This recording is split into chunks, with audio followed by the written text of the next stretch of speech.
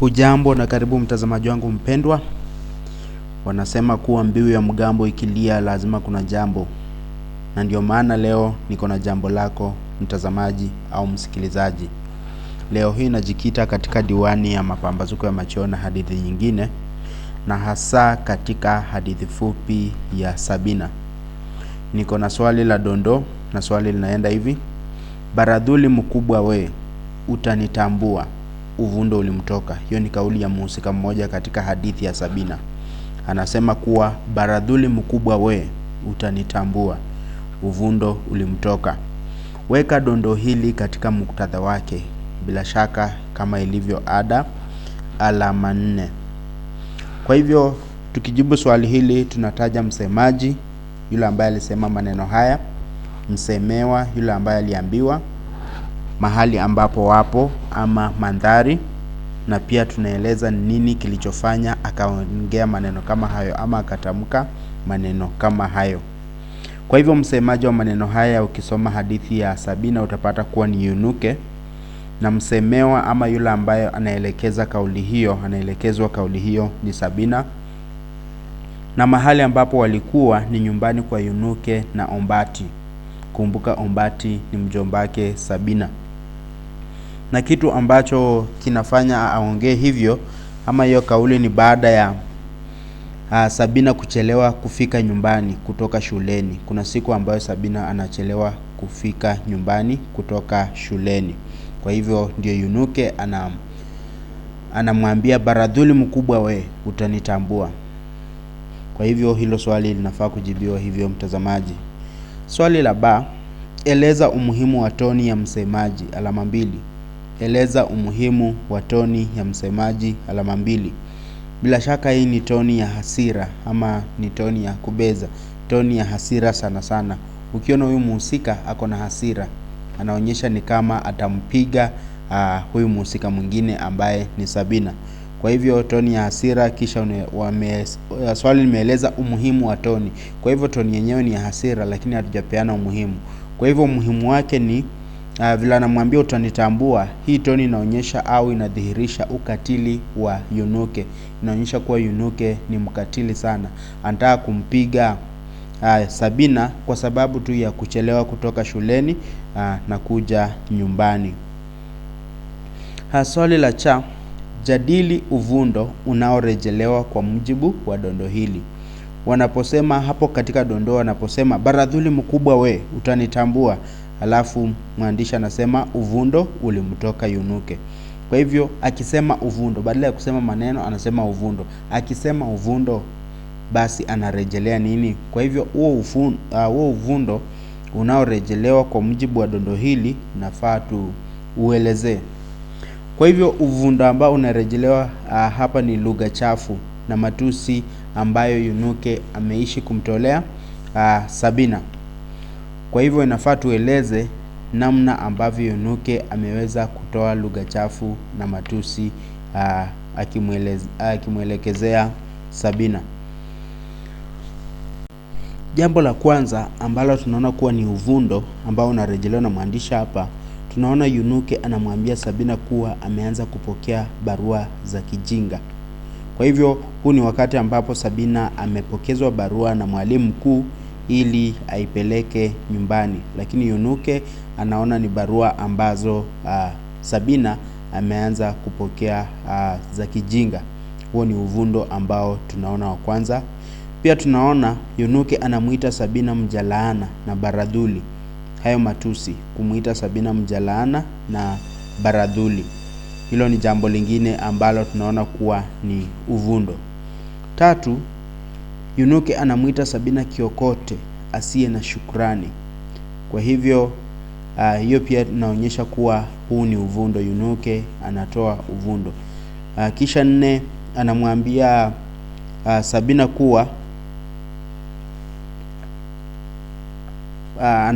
Sabina kuwa atarudi kwa mwanaume huyo anayemdanganya kuwa amekuwa. Atarudi kwa mwanaume huyo anayemdanganya kuwa amekuwa. Kwa hivyo anamwambia Sabina, si Yunuke, ni Yunuke anamwambia Sabina kuwa atarudi kwa mwanaume huyo anayemdanganya kuwa amekuwa. Kwa hivyo swali la cha, wahusika katika hadithi hii wamejaa uvundo. Tetea kauli hii. Wahusika katika hadithi hii wamejaa uvundo. Tetea kauli hii.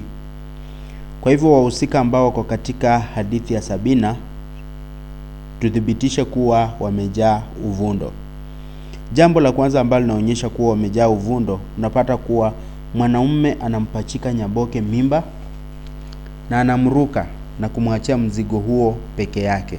Nyaboke bila shaka ni mamake Sabina, alipata mimba ya Sabina akiwa shuleni, akiwa kidato cha pili. Kwa hivyo mwanaume ambaye anampachika Nyaboke mimba anamruka na kumwachia mzigo huo wa kulea mtoto peke yake, ama wa mimba peke yake. Pili, babake Nyaboke, huyo mwanaume sasa, anamlaani kwa kujifungua akiwa nyumbani badala ya kumwonyesha upendo kwa kuwa angali mchanga. Babake Nyaboke anamlaani kwa kujifungua akiwa nyumbani badala ya kumwonyesha upendo kwa kuwa angali mchanga.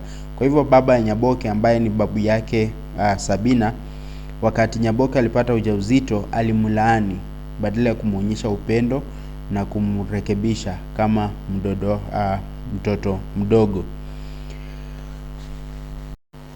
Tatu, jamii inamtenga Nyaboke kwa madai kwamba anatoka katika familia ya mikosi. Kwa hivyo jamii inaanza kumtenga Nyaboke kwa madai kuwa familia yao iko na mikosi. Huo pia ni uvundo. Ya nne, tunapata kuwa Ombati anataka kumuoza Sabina akiwa mdogo, na hivyo angemkatizia masomo yake. Ombati anapanga kumuoza Sabina, kufanya Sabina aolewe kilazima na angali bado anaenda shule, kwa sababu anataka kulipiza madai kuwa Nyaboke hakumletea mahari, hakupata mahari kwa Nyaboke. Kwa hivyo anamkatizia Sabina, ako na mpango wa kumkatizia Sabina masomo yake kwa kumuoza mapema. Huo pia ni uvundo, kutaka kumuoza mtoto kama huyo mapema. Pia tunapata Yunuke anampiga Sabina kwa kufika nyumbani akiwa amechelewa bila hata kumuuliza sababu ya kuchelewa. Huo pia ni uvundo ambao tunarejelea katika hadithi hii.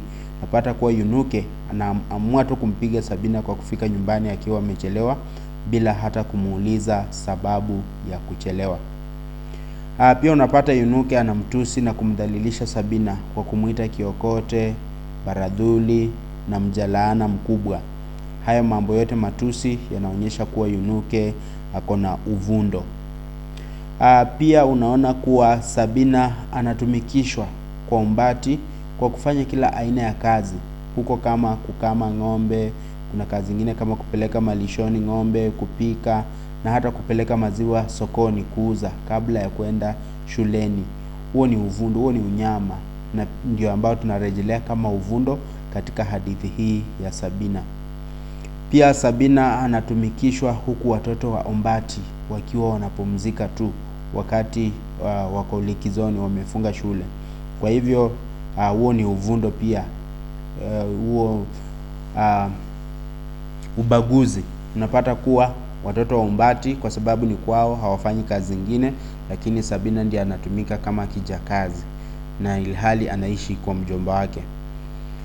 Pia unapata kuwa Yunuke anampa ripoti mbaya Ombati kuhusu Sabina inayomfanya kuamua kumuoza mapema. Kwa hivyo hilo jambo la kuzingizia Sabina kuhusu kusema kuwa Sabina ameanza kujiingiza katika mapenzi ya mapema ama kuongea na wanaume na kupokea barua, ni jambo ambalo Yunuke anazingizia Sabina, na hilo linamfanya anamripoti kwa Ombati ambaye ni mjomba wake, na Ombati kukata kauli ya kutaka kumuoza Sabina mapema. Huo ni uvundo katika hadithi hii ya Sabina. Sabina ananyimwa mavazi na anavalia tu matambara akiwa kwa Ombati, ili hali yeye ndiye anafanya kazi nyingi, anatumikishwa. Huo ni uvundo, mtazamaji. Pia unapata Ombati alitarajia kupata mahari ya dadake Nyaboke ili kujitajirisha kwayo. Kwa hivyo vile alikosa kupata yale mahari, na Nyaboke pia aliweza kuaga dunia, Kwa hivyo akachukua mzigo wa kumlea Sabina. Kumbuka Sabina pia babu yake na nyanya yake alifariki. Kwa hivyo mtu ambaye alisalia tu kumlea ni mjomba wake ambaye ni Ombati. Sasa Ombati akaamua kulipiza kisasi. Anataka kumuoza Sabina mapema ili apate mahari ambayo angeyapata kupitia kwa Nyaboke. Huo ni uvundo mtazamaji katika hadithi hii ya Sabina. Mwisho, baada ya kumtesa na kumdhalilisha Sabina, Ombati na Yunuke sasa wanataka kujinasibisha naye kwa kuwa amefaulu katika mtihani wa kitaifa na labda kuwa miongoni mwa wanafunzi bora nchini.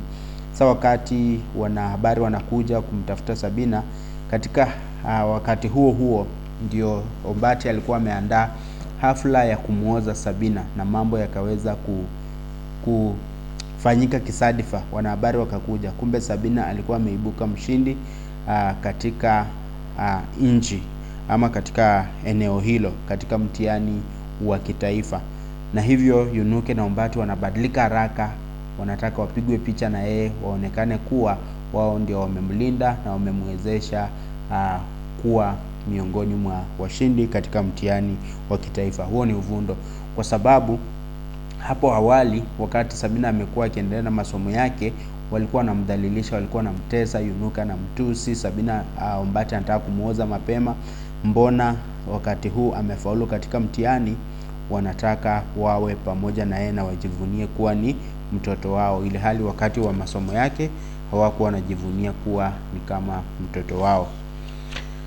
Swali lingine mtazamaji, akili za masomo huna, zinachangamkia barua na mambo ya wanaume tu. Mamako alikuwa vivyo hivyo na unajua kilichomfikia. Kweli mtoto wa nyoka ni nyoka.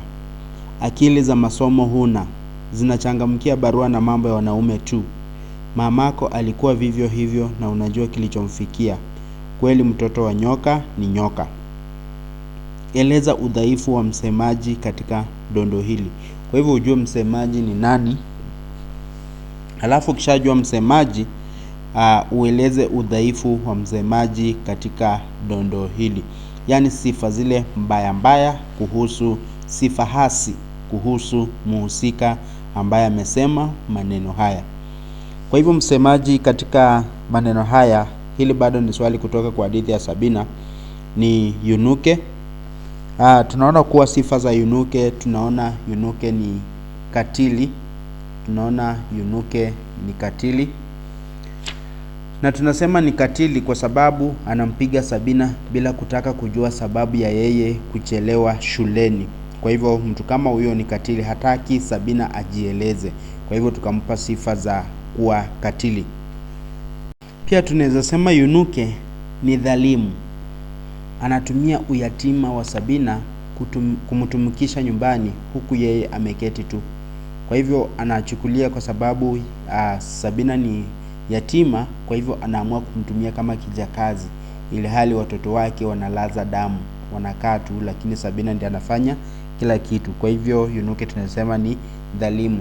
Neno dhalimu mtazamaji linatokana na udhalilishaji, mtu ambaye anatesa mwingine, mtu ambaye anamdhalilisha mwingine. Kwa hivyo tunamuita dhalimu.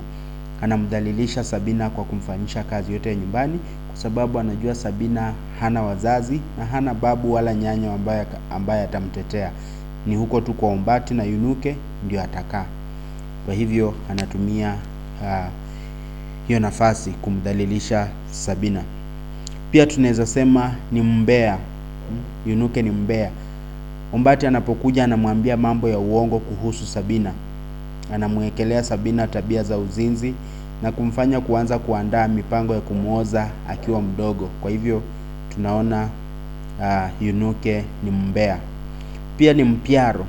Unaweza kumbuka matusi ambayo alikuwa anamuita Sabina: baradhuli, mjalaana, kiokote, hayo matusi yote. Kwa hivyo mtu ambaye anapeana matusi, lugha ya matusi, tunasema ni mpiaro. Pia ni mwenye hasira, anamrukia Sabina kwa sababu ya kuchelewa kufika nyumbani. Hata hangoji ajieleze. Kwa hivyo tunaona Yunuke ni mwenye hasira.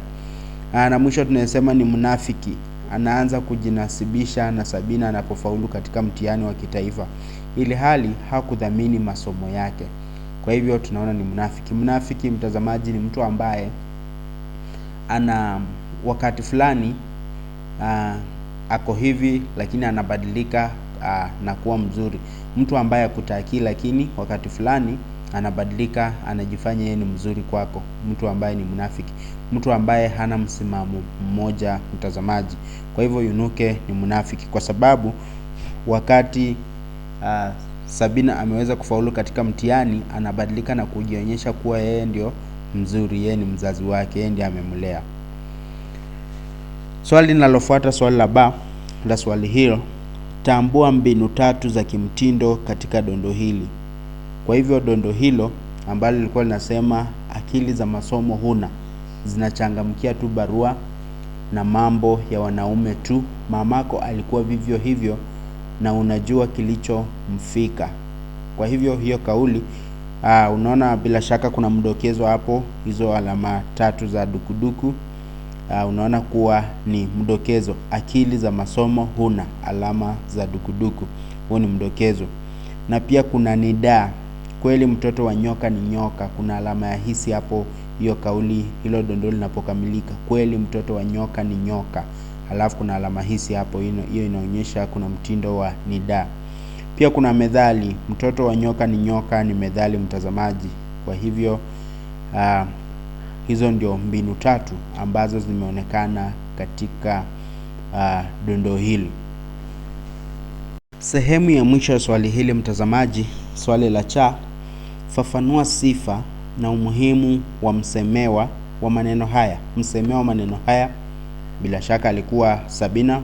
Kwa hivyo tupeane sifa za Sabina, na pia tukishapeana sifa za Sabina, tutaangalia umuhimu wake katika hadithi hii ya Sabina. Sifa za Sabina ni rahisi, mtazamaji. Tunaona kuwa ni mwenye kumbukumbu nzuri. Tukijaribu kuelezea hapo, unaona kuwa Sabina anakumbuka walioambiwa na mwalimu kwamba kusoma ni kugumu, lakini faida za elimu ni tamu.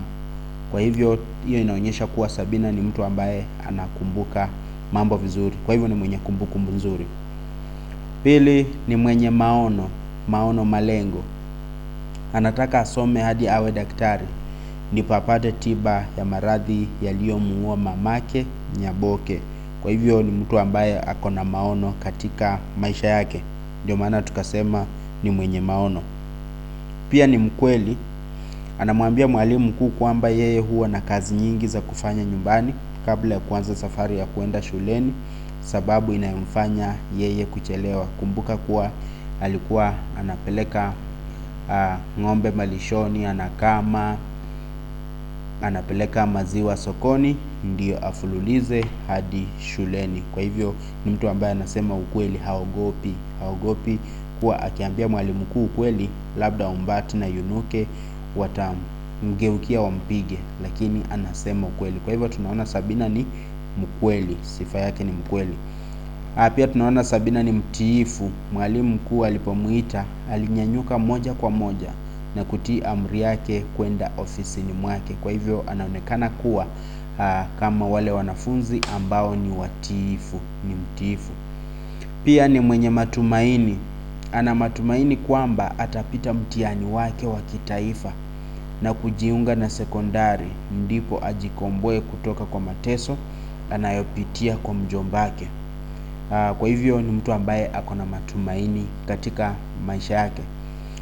Pia tunaona ni mwenye bidii. Anafanya kazi mbalimbali kwa bidii, kama vile kuwakama ng'ombe, si kupika, si kupeleka ng'ombe malishoni, kulima, na mambo mengine mengi ambayo tumetajiwa katika hadithi ya Sabina.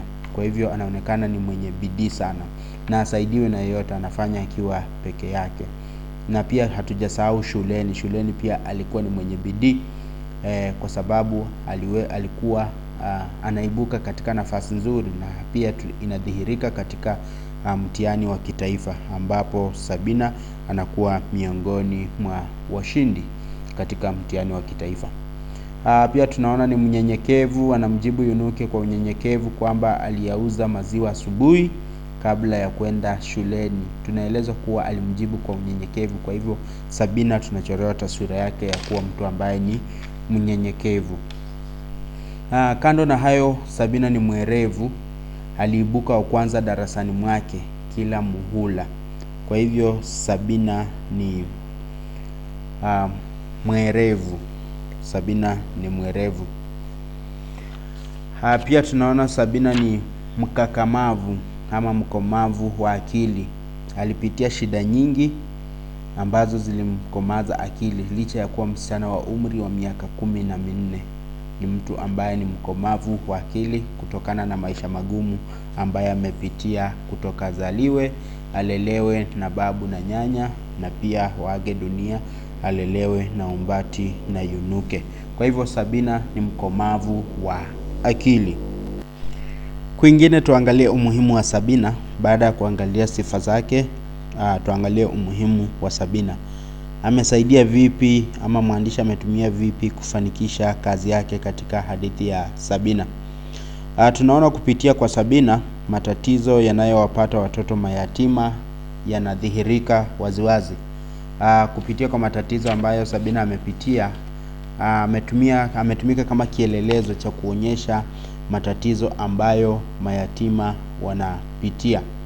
Anatumikishwa kwa umbati kwa kufanya kazi zote za nyumbani kama vile kulima, kukama ng'ombe, kupika na kuuza maziwa. Kwa hivyo Sabina ametumika na mwandishi kuonyesha matatizo yanayowapata watoto mayatima mahali tofauti tofauti ama katika jamii. Pili, tunaona kupitia kwake ama kupitia kwa Sabina tunaona unafiki wa Umbati. Kama hangekuwa Sabina hatungejua Umbati kama ni mnafiki wakiwa pamoja na Yunuke. Kwa hivyo Sabina anapopita mtihani, Umbati anawasihi wazazi kudhamini elimu ya mtoto wa kike, ili hali yeye mwenyewe alitaka kumuoza Sabina kwa muendesha pikipiki, na wakati pia alikuwa bado angali mwanafunzi. Ndiye alikuwa amekamilisha tu mtihani wake wa darasa la 8. Tatu, pia tunaona Sabina ametumiwa kuonyesha kuwa changamoto za maisha haziwi kikwazo cha mtu kuafikia ndoto yake. Kwa hivyo anafaulu katika mtihani licha ya kutumikishwa na Yunuke na kukosa kupewa nafasi ya kusoma. Kwa hivyo Sabina ametumika na mwandishi kuonyesha watu wengine kuwa changamoto za maisha haziwezi kuwa kikwazo cha mtu kuafikia ndoto yake ama kutimiza ndoto yake, kwa sababu Sabina amepitia haya yote na ameweza kutimiza ndoto yake. Pia anawakilisha wanafunzi wenye maono maalum. Ana lengo la kusomea udaktari siku za halafu. Kwa hivyo ni kio kizuri cha wanafunzi wengine ama watu wengine kuona kuwa ako na maono maalum. Ni mtu ambaye bado ni mwanafunzi wa shule ya msingi, lakini ako na maono makubwa ya kusomea udaktari siku za halafu, na anatuelezea kuwa ili awe daktari atibu magonjwa, kwa mfano magonjwa ambayo yaliangamiza mamake. Kupitia kwa Sabina tunaona mandhari mbalimbali ya hadithi hii yanadhihirika. Kwa mfano mandhari haya kama vile nyumbani kwa Umbati na shuleni yanadhihirika waziwazi kupitia kwa mhusika Sabina. Pia unaona anatumiwa kuonyesha kuwa ndoto haziwezi kuzimwa ukiwa uko na malengo katika maisha. Ndoto haziwezi kuzima ukiwa na malengo katika maisha. Kwa hivyo wanafunzi wote ambao kuna malengo ya kuwa watu wazuri katika maisha ama kuwa watu wakubwa katika maisha kupitia elimu, ndoto zao haziwezi kuzimwa, bora wawe angazia mbele, wawe wako na malengo yao katika maisha. Pia anatumia kuonyesha kuwa ndoa za mapema zinatawala jamii nyingi barani Afrika. Ndoa za mapema zinatawala jamii nyingi barani Afrika.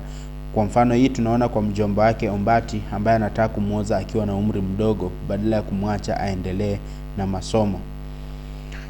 Pia anajenga ploti ya hadithi kupitia vitushi mbalimbali kama vile kwenda sokoni, kuuza maziwa kabla ya kwenda shuleni, kwenda malishoni, kupeleka kisonzo shambani. Hayo mambo yote yanaonyesha kuwa anaendeleza ploti ama kwa kutiririsha vitushi. Mwisho tunapata kuwa kupitia kwake Sabina tunafahamu sifa za wahusika mbalimbali. Kwa mfano Yunuke ni katili kwa kumpiga bila kosa lolote. Kwa hivyo kupitia kwa Sabina tunapata sifa za mhusika Yunuke zinaibuka kama mtu ambaye ni katili. Na kando na hayo pia kuna maudhui ya ukatili yanaibuka kupitia kwa Sabina. Tunaona kuwa ametumika kujenga maudhui ya ukatili wakati anapochelewa kufika nyumbani, kisha Yunuke anaamua kumpiga bila makosa mtazamaji. Kwa hivyo mtazamaji, asante sana kwa kuwa nami kutoka mwanzo hadi tamati hii. Ni hayo tu niliyokuandalia kwa leo. Kuna mengi kabambe ambayo naendelea kuyamimina katika mtandao huu wa YouTube. Kwa hivyo usikae mbali na chaneli hii ya Mwalimu Wanjala, kwa sababu mambo mengi matamu yanaendelea kumiminiwa kwenye chaneli hii. Kwa ufupi tu ningependa kujua unanitazama ukiwa kaunti gani, ama unasoma masomo haya ukiwa katika eneo gani la taifa hili.